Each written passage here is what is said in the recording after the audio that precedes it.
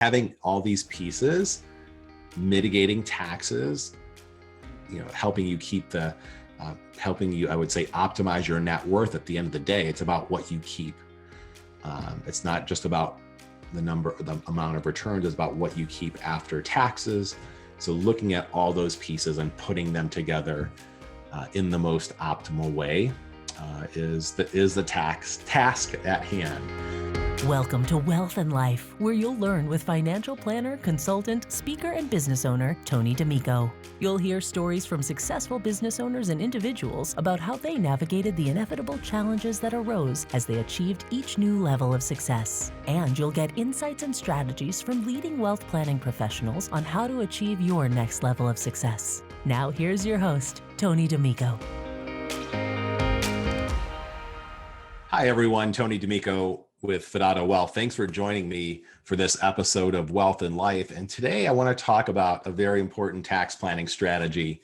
Let's talk about Roth conversions. So Roth conversions, we'll talk about what that is, but we're going to talk about it because it could possibly have a very big impact on your tax situation over the remainder of your life. So as you probably know, an IRA is where you've made contributions, typically on a pre-tax basis. So you're taking that tax deduction up front.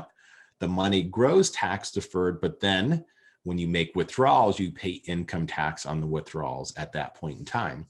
Conversely, a Roth IRA or a Roth 401k, you're not taking the tax deduction up front. So you're paying your share of income tax on those funds. Then you make the contribution into either your Roth IRA or Roth 401k. From that point forward, the funds will grow tax-free. And if you take the money out after age 59 and a half, there's also a 5-year holding period on the principal. Those funds come out income tax-free and penalty-free. So Roth IRAs, they grow compound tax-free, and you can take income out from them tax-free. So typically during someone's working years, not always, it depends upon someone's situation, but if they're in a higher tax bracket, and that's a relative distinction because tax brackets, tax code changes. But let's just say you're in the a 28% tax bracket during your working years. You may want to contribute to an IRA to get the 28% savings on that contribution amount. So you might make that contribution into your IRA or 401k. So let's say that's your scenario. You're in a higher tax bracket during your working years. You want to lower your tax rate. But then when you retire, you're likely going to be in a lower tax bracket. So identifying the years that you're going to have a low tax bracket is really important. So in this scenario, then, let's say somebody's retired and they're not starting Social Security yet. Perhaps they have a pension, but it's not going to be started maybe for a few years. There's going to be room in the lower tax brackets, and you could take advantage of that by taking a portion of the IRA and converting it to the Roth IRA. Okay, so for example, you could fill up the 22% tax bracket, and the amount in that tax bracket, it's going to depend upon if you're married filing jointly, if you're married filing individually, if you're single, etc. But let's just say that the married filing jointly tax bracket goes up to, I'm going to say $170,000, just to use a number. So that you can have up to $170,000 of income and pay 22% tax bracket. So if you don't have obviously $170,000 of income, you can take your IRA and convert up to that amount and pay that amount in income tax on those funds. So when would that be advantageous is the next question. So why are we even thinking about paying 22% on income tax now if we can continue to defer it? So with an IRA or 401k, you can delay taking what's called your required minimum distributions until age 72. So that's where the rubber meets the road. So you really want to know, and this is something that we do for our clients, is we do a long-term tax projection over the next 20, 30 years. And we're looking at, okay, what is their income tax rate projected to be at retirement, given their financial plan and everything we know now about their financial plan and the assumptions being used. But if they're going to retire and we see that they're in a lower tax bracket, but if they did nothing at 72, when they have to take the required minimum distribution, if it pushes them up into the 33% tax bracket, that's when we can determine if that makes sense. So, the saying is either, pay now or pay later. So we have had plenty of clients over the years where, especially with these tax codes that are lower historically, they've filled up the 22% bracket, sometimes even the 24% bracket, but there's more calculations involved there, and I can explain why. But they fill the 22% bracket because they're going to be at a higher tax bracket in the future. And so with the use of quality financial planning software, we can run your financial plan and know what is the total of your income taxes that you'll pay if you do no Roth conversions versus what is the total of what your income taxes that you would pay if you did Roth conversions at whatever tax bracket we decide is optimal. So, I've seen, every scenario is different, but I've seen cases where people have saved $300,000 in income taxes over the long term. I've seen people save $1.7 million of income taxes over the long term. It depends. So obviously, people do have a growing tax problem with their IRAs. So the question is, it's a game of chess. When do we pay the taxes? You have to make a decision too, is do you feel like tax rates are going to go lower or higher in the future? So everyone has a different thought there. I will say a lot of people feel like, tax rates could go higher in the future. So that's really what it comes down to, is how much in taxes will you pay if you do nothing versus how much in taxes will you pay if you do Roth conversions. Now, there's other factors to consider, which I'll kind of give you an overview. But nonetheless, again, this could be a very impactful strategy if it's the right scenario for you. So this is typically done over the course of many years, as you can tell. So, you want to fill the lower tax brackets when available. And there could be a period of 5 years. There could be a period of 7 years. There could be a period longer or shorter. So it's very time sensitive. It's very opportunistic. And we always utilize a CPA to run the calculations to determine how much can be converted. Now, there are certain income thresholds that once you cross them, so this applies if you're within 2 years of Medicare. So if you start Medicare at 65, for example, this starts effective 63.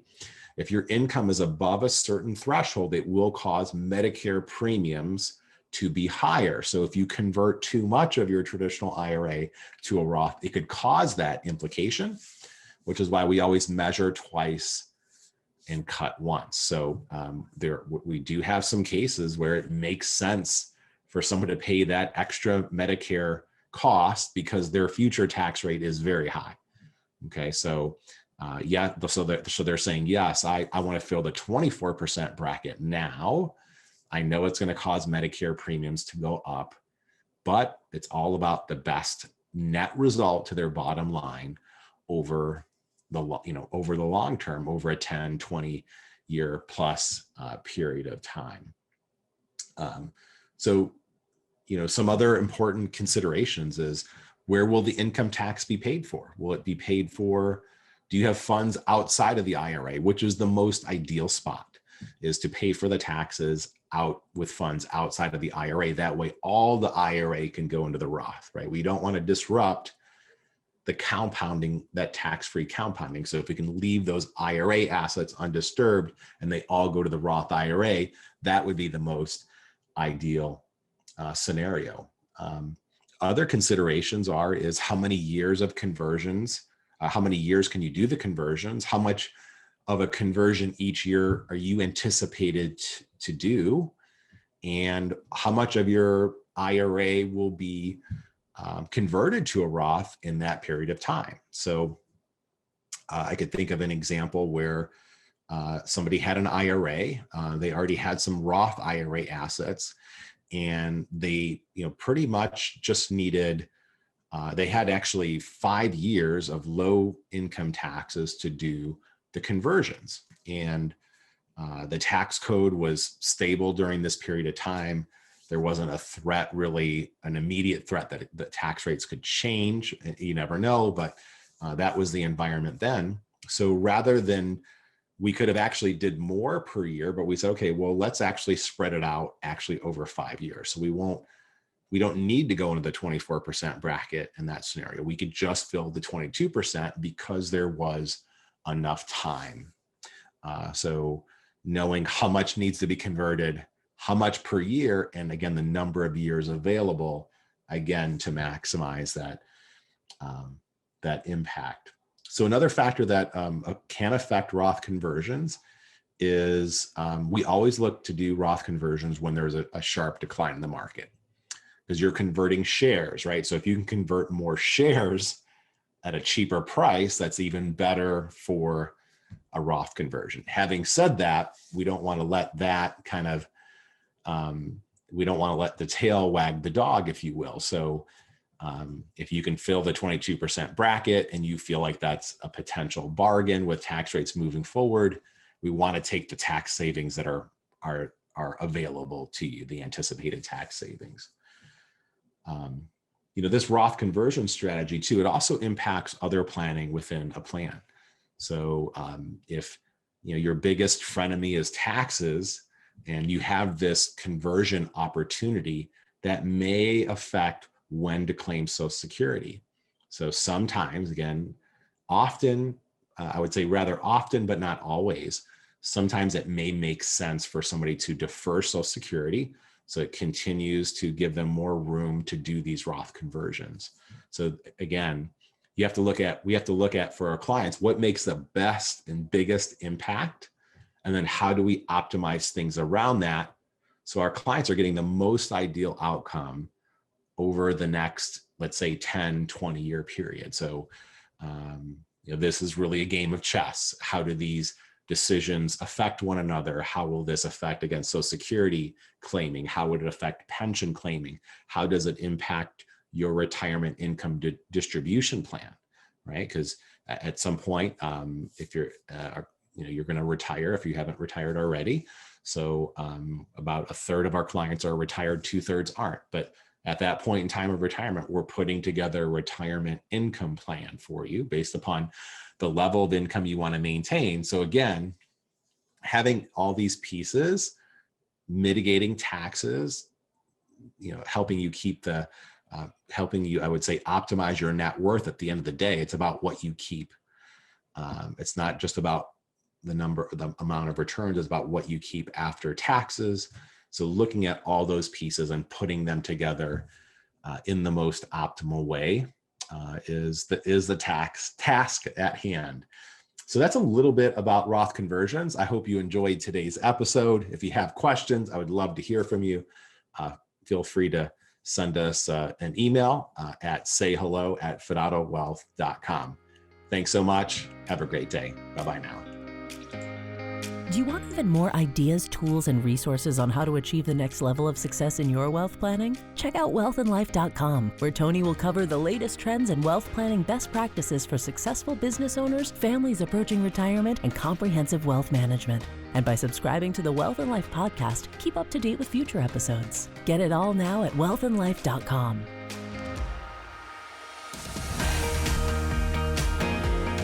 Wealth and Life is created and hosted by Tony D'Amico, founder and managing partner of Fidato Wealth LLC, a registered investment advisor. The opinions expressed in this program are for general informational purposes only and are not intended to provide specific advice or recommendations. To determine which strategies may be appropriate for you, please consult a financial planner prior to making any financial decisions. Any case examples discussed are hypothetical, and any resemblance to a particular person or business is purely incidental. Please visit wealthandlife.com for other important disclosures.